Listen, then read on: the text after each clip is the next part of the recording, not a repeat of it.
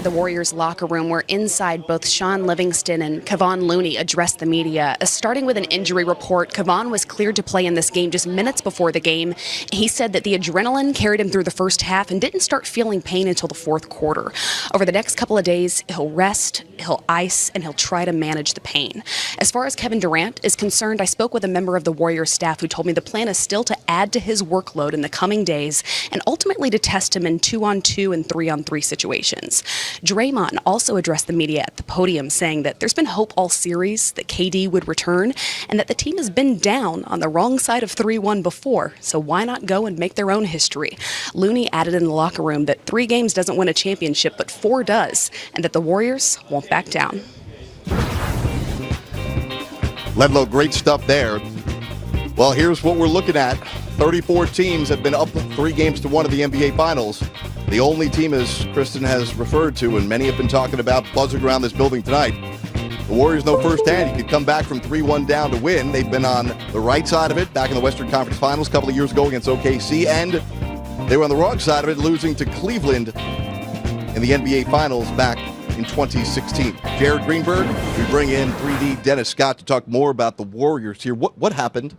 Tonight, the Warriors understood, what should I say, found out when you turn over the basketball and a team focuses and takes care of it, meaning the Raptors tonight, you flip the script in the third quarter. I think that's why so many people were surprised tonight what the Raptors did in that third quarter, because we know the third quarter has been one of the things that the Warriors normally take the life out of teams. So tonight, every time, like right here, every time there's a turnover in that third quarter, the Raptors got down the floor, got an easy bucket, got an easy wide open shot.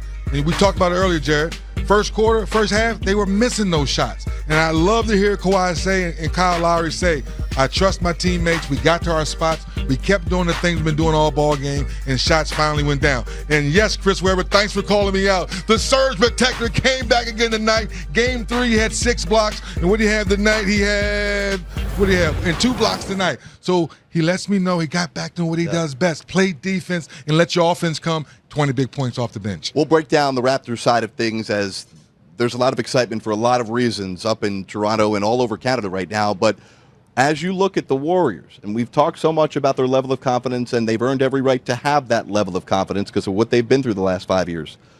But are you feeling like this dynasty is now going to come crashing to an end? Yeah, I'm a little nervous because when you look at their role players, Quinn Cook 0 of 5, Alfonso McKinney 1 of 4, only Kevon Looney, who was activated right before the game, he's 5 of 8. So when you go look at the stat sheet, Klay Thompson takes his 18 shots, Steph his normal 22.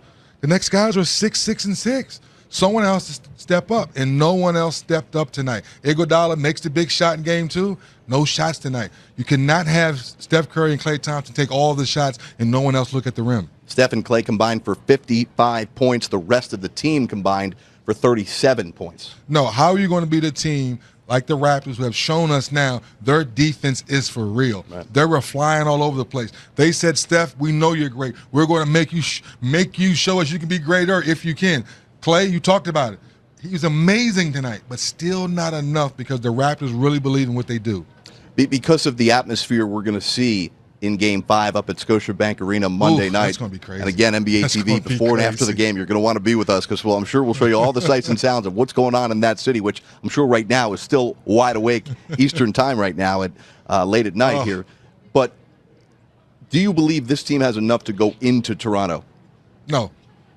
The way they banged up now, no. I say this now, even if Kevin Durant were to try to play Game 5, right. How do you take 6 or 7 weeks off and come back and be arguably the best player we know you can be? It's impossible. You're a human being. And like Steve Kerr said to us all playoffs, how do you simulate 2-on-2, 3-on-3, and it's not Kawhi Leonard? Right. It's hard to do, Jared. As much as we love KD, it's hard to simulate playing 5-on-5, knowing you've been a back-to-back MVP in the finals. You know the type of workload you need to have and where your body needs to feel. How disappointing is it for this Warriors team that they're in this position, especially when so many detractors, people who are critical of the NBA, told you coming into the season, don't even play the year. Mm-hmm. Don't even play the playoffs. Just give the Larry O'Brien trophy to the Warriors. How disappointing is it this team that thought that they were just going to cruise to a 4th title in the last 5 years is now having to stave off elimination in Game 5. I love your word disappointed. I'm disappointed that people thinking like that. Yeah. I'm disappointed that people drinking all the Kool-Aid and got spoiled over the last 4 years because it might be more than Kool-Aid. Well, whatever it is they're drinking. But the point I'm trying to make is that I get it. The Warriors have done something great the last 4 years, but it's not guaranteed. You still have to play the ball games. And tonight, they showed they didn't have enough in the tank. So that's one of the things I'm sure Steve Kerr and the coaching staff is going to talk about. Hey, guys, when you have an open shot, go ahead and take it. Put some pressure on the defense. Make them honor you. Because tonight, it backfired. There's a couple times and a couple turnovers where I thought Draymond Green should have taken the shot, but he was too busy looking for Steph or Clay,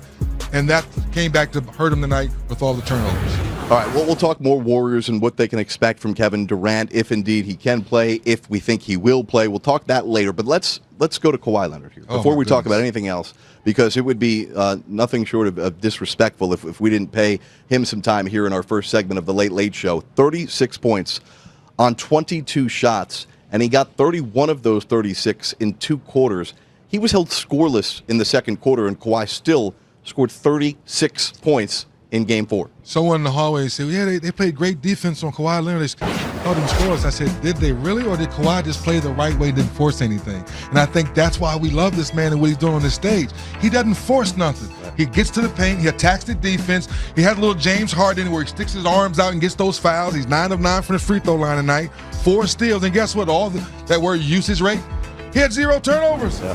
0 turnovers in 40 minutes, and much he handled the ball, many pick and rolls and ISO situations. So once again, playing his game the right way, and I challenge those people. Did he really get shut down, or was he playing the game the right way and believing in his teammates and giving the ball up early? Nick Nurse said something interesting in the post-game podium about the impact that Kawhi Leonard has, and he talked about when he first joined the team and players started looking at him, he changed the mentality of who we thought we could become. What does that mean? That means that when you have a bad game, there's nobody putting their head down, or nobody's giving up. Kawhi is like, no, guys, let's regroup. Let's listen to Nick's plan. Let's play great team defense. And I will show you on the offensive end how to attack the defense, and I will share. Get to your spots. I cannot say it enough. The spacing, once again, for the Raptors were perfect. Perfect. Maybe 1 or 2 possessions, we might have said the spacing is bad and they had a bad turnover or a bad possession. But most possessions tonight, guys were where they needed to be, and they're willing to share the ball. So that's why, once again, Kawhi said it.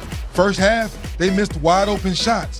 Second half, they made them. Defensively, they got some stops. We talked about earlier what Ibaka with the block shots, the rotations. When Van Fleet went down, next man up, continue to rotate, you come in the ball game. Like Norman Powell, didn't shoot the ball particularly well, but a rebound, steal, little things like that may not show up in the stat sheet all the time because we always look at how well do the guys shoot.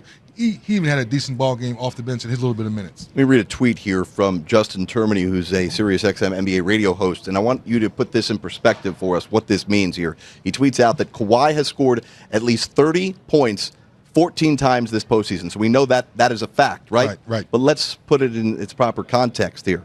Only players with more 30-point games in a single postseason are Hakeem, Michael Jordan, and Kobe Bryant. Kawhi Leonard. Let's educate the young people. When he come out of San Diego State, he was a 4-5 man. He gets traded for George Hill. The Spurs loved. By the way, I have to defend Steve Fisher here, the coach of San Diego State, because a couple of weeks ago I heard him on a radio program, and he doesn't want people to say he played the 5. He said he didn't play a single possession of the 5 at San Diego State. So, Coach Fisher, if you're watching, this one's for you. Coach Fisher, he was the biggest guy on the floor, so he was playing the 5. Okay. But what that point is, you didn't know what he was. Right. You thought he was going to be a small 4 sure, because he couldn't handle the ball the way he handles now. He didn't have his ISO game, and he definitely didn't have a 3-point shot coming out of college. That's the work he's put in. That's why a lot of people are not surprised what we're seeing now in the finals. And clearly, this is an obvious statement, but let's make it. He's the best player that's one win away from a team winning a championship, right? There's a select few very elite group of players in this league who we could confidently say can be the best player on the best team in a given year. And because of this new NBA or old NBA, how you want to call it, he's the best two-way player. So now because we always talk about offense, which rightfully so, he's showing it, but he's still the best defender in our game today. And Klay Thompson right there knocking on his door. So both of those guys in the finals playing the way they are, I think is great for the NBA. But Kawhi Leonard not being a flamboyant guy, not being a rah-rah guy, staying even keel, how he answered the question about how's the country of Canada going to feel to win a championship. I don't know. I don't know. I don't live there. I've never been there. I've only been there for a year. That's honesty. Right. Another question before Game 3 or after Game 2, who should have had the basketball? Should it have been Iguodala swing? No, we should have had the basketball. Right. That's why I love Kawhi. This is the real Kawhi. He's not changing for us. Awesome performance tonight from Kawhi Leonard. Congratulations. And by the way, again, people in Toronto don't want to be congratulated yet, right? Not yet. Because they Stay in haven't the moment. accomplished the Trust goal. me. Stay in the moment. How did Toronto guard Steph Curry? We'll break it down for you when we come back, plus our social media moments of the night, live on The Late Late Show.